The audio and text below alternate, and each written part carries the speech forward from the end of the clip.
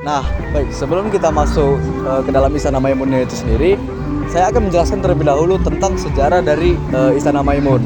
Jadi, Istana Maimun dibangun pada 26 Agustus 1888 dan selesai pada 18 Mei 1891 di masa pemerintahan Sultan Ma'mun al-Rasyid Perkasa Alamsyah yang memerintah pada 1873 sampai 1924.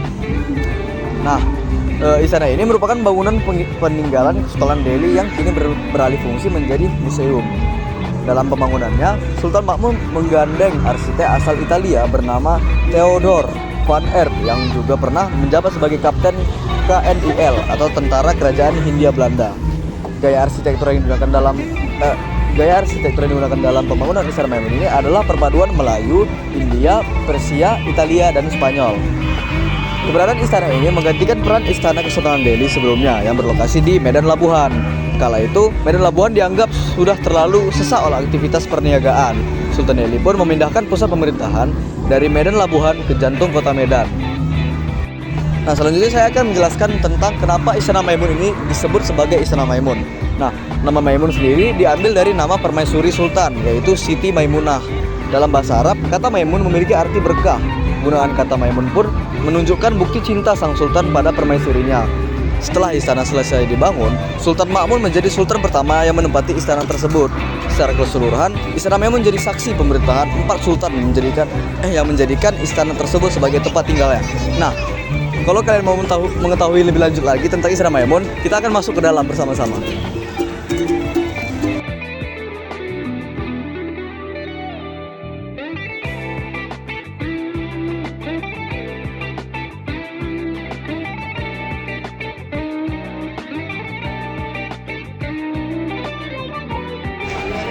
Di sini saya sebagai tour guide.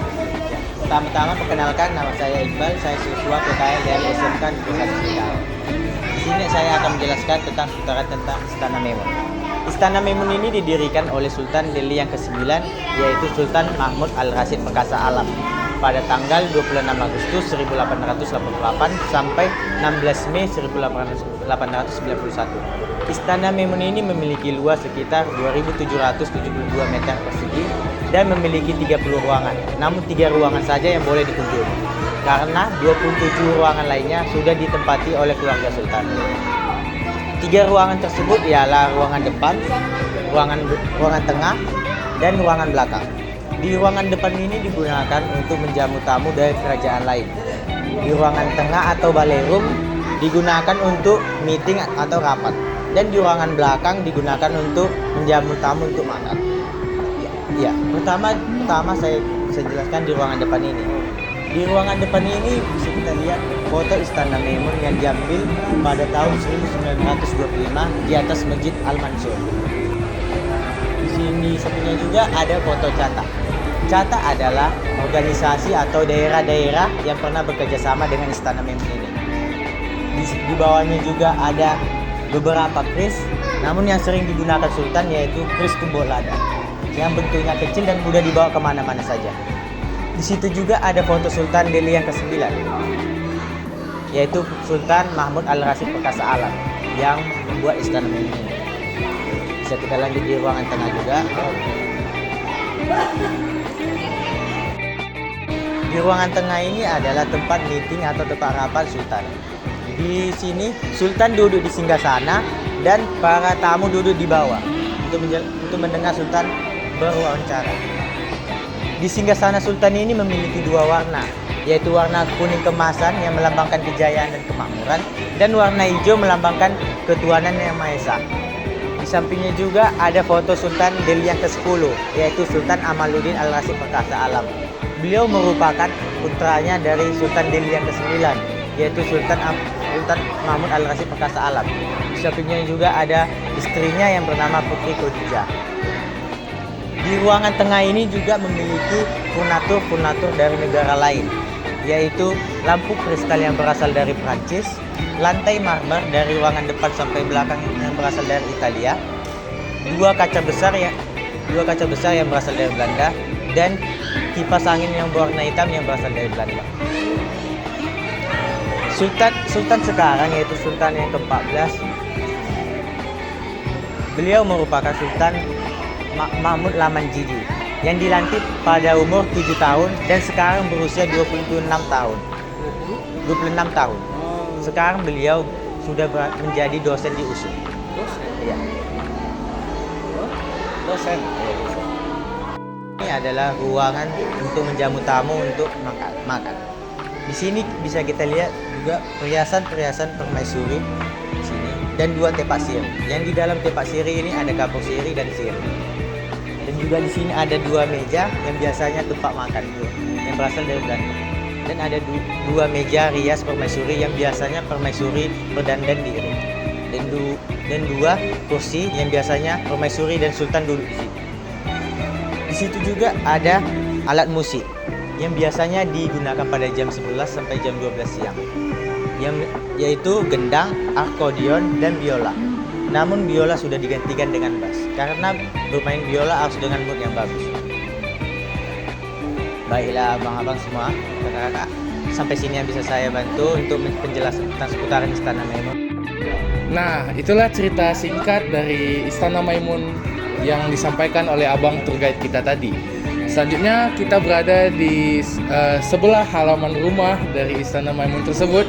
Ya, adanya meriam puntung. Nah, meriam puntung ini berada di dalam sebuah rumah kecil, tepat di sisi kanan halaman Istana Maimun. Rumah itu berbentuk rumah tradisional karo dengan nuansa warna hijau kuning khas Melayu. Di dalam rumah itu, meriam ini diletakkan seperti di atas sebuah singgasana berbentuk rumah, tetapi dengan ukuran yang lebih kecil. Dinamakan puntung karena memang meriam ini bentuknya buntung atau tidak sempurna. Di atasnya diletakkan taburan bunga sebagai hiasan. Ada juga sebuah mangkuk berisi air yang diletakkan di dekat bagian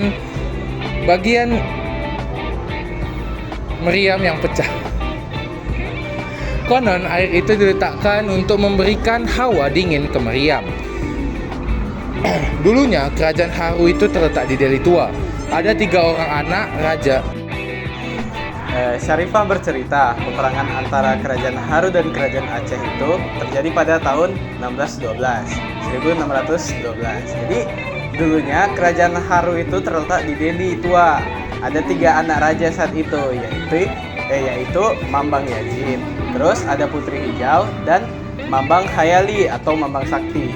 Nah, jadi peperangan itu terjadi karena pinangan Raja Aceh Sultan Iskandar Muda ditolak oleh Putri Hijau. Nah, Sultan Aceh pun mengirimkan pasukan untuk menggempur kerajaan Haru. Jadi, untuk melindungi kakaknya, Mambang Hayali menjelma menjadi meriam dan menyerang pasukan Aceh. Namun, karena terus-menerus mengeluarkan tembakan, meriam menjadi panas hingga terbelah dua. Konon katanya pecahan meriam itu terbang jauh ke desa Sukanalu, Kabupaten Karo. Jadi itu dia larasnya itu atau bagian kepalanya ini terpental ke Sukanalu dan dataran tinggi Karo. Nah, posisinya itu udah patah, terbelah 2, kata Syarifah saat diwawancarai beberapa waktu lalu. Jadi dalam peperangan itu kerajaan Haru mengalami kekalahan. Jumlah prajurit Aceh yang cukup banyak membuat kerajaan itu tidak sanggup menandinginya. Jadi pada saat itu kerajaan Haru atau kerajaan Putri Hijau itu kalah melawan kerajaan Aceh karena kalah pasukan. Terus akibat kekalahan itu Putri Hijau dibawa oleh Sultan Aceh. Namun sebelum dibawa, Putri Hijau meminta Sultan Aceh untuk menyiapkan keranda kaca, bertih dan telur. Permintaan itu pun dituruti oleh Sultan Aceh tersebut. Jadi Sultan Aceh itu pun membawa Putri Hijau.